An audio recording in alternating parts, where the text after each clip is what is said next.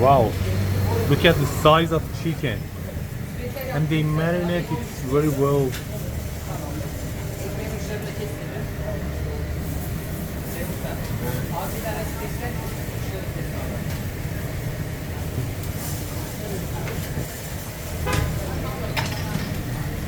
Özel mayonez.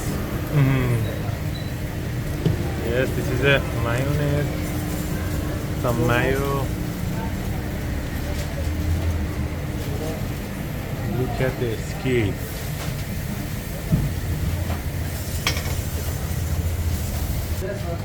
This sauce is one of the best sauce in the Istanbul. Çok lezzetli bir sos diyor bu. Hoş geldiniz.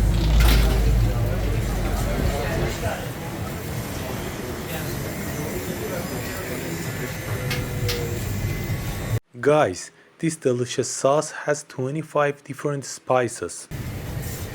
And it's so delicious. I tried before.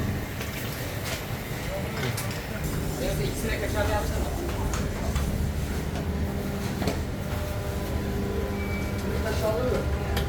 Burası da şu an şimdi yok. Kapıda göre tabii böyle. Beklerde işliyoruz. Geçiyoruz abi.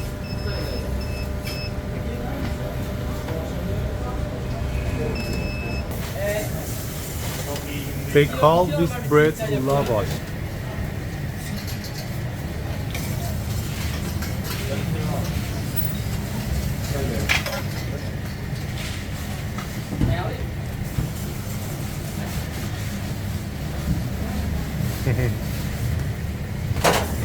Look at the size of the chicken doner.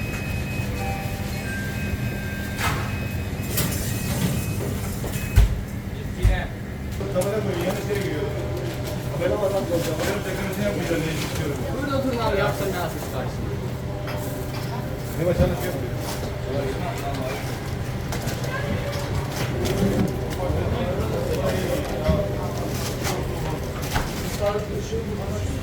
Ali Bey hoş geldiniz. Bir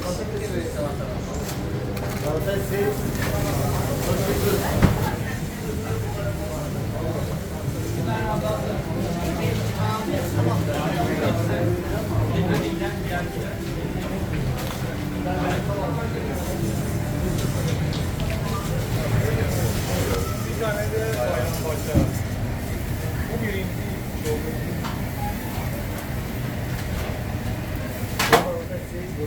Bu normal.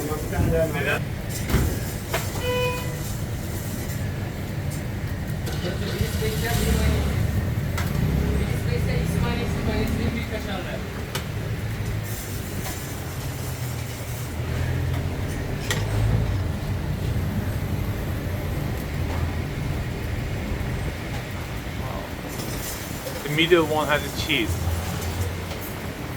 Taze mi? Yardım veriyorum. It just for the 3 or 2 minutes. İçeri verdim mi? Yardım veriyorum.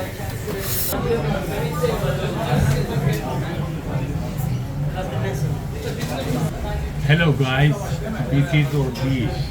This is a chicken doner kebab or chicken kebab with bread called lavash. They have a special tomato sauce, so delicious guys.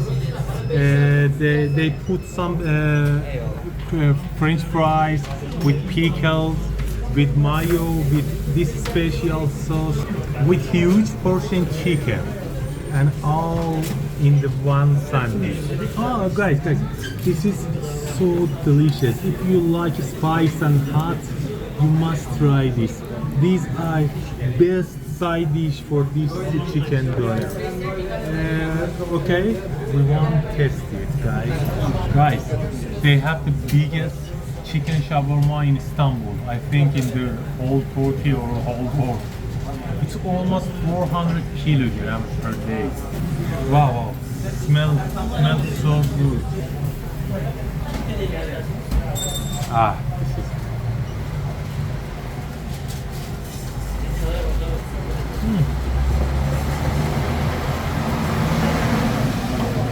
I promise you, this is the best chicken shawarma in the world.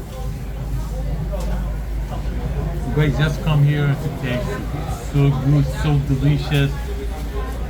And this chicken so well marinated and so well cooked. It's so delicious.